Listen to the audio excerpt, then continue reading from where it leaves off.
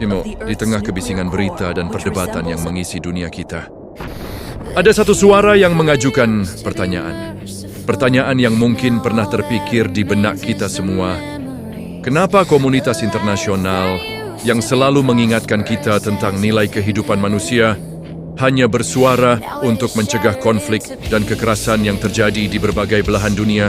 Bukankah yang terbaik setiap pembunuhan pada manusia tanpa memandang siapa korban atau siapapun pelakunya harus masuk dalam pasal kejahatan yang jelas? Membunuh satu orang saja sudah layak untuk diburu dan mendapatkan hukuman yang sesuai dengan hukum. Apalagi membunuh banyak orang dalam skala yang lebih besar.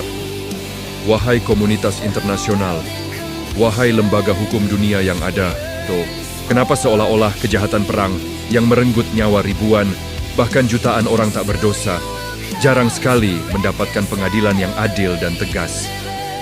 Kita tahu, ada upaya untuk menangani hal ini, seperti melalui pengadilan kriminal internasional, tapi kenyataannya, prosesnya seringkali sangat lambat. Cakupannya terbatas hanya pada beberapa kasus, dan seringkali menghadapi banyak hambatan politik yang membuat keadilan terasa sulit untuk diraih oleh mereka yang berhak mendapatkannya.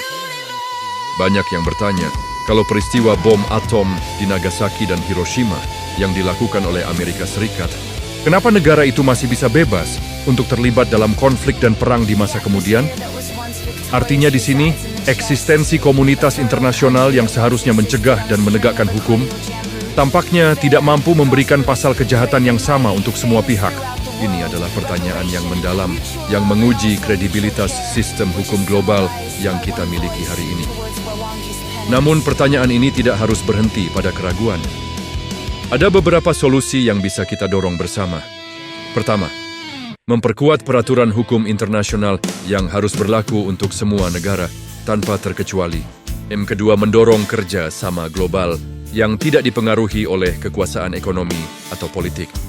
Dan ketiga, memberikan ruang yang lebih besar bagi suara rakyat untuk ikut mengawasi dan mendorong proses hukum yang adil.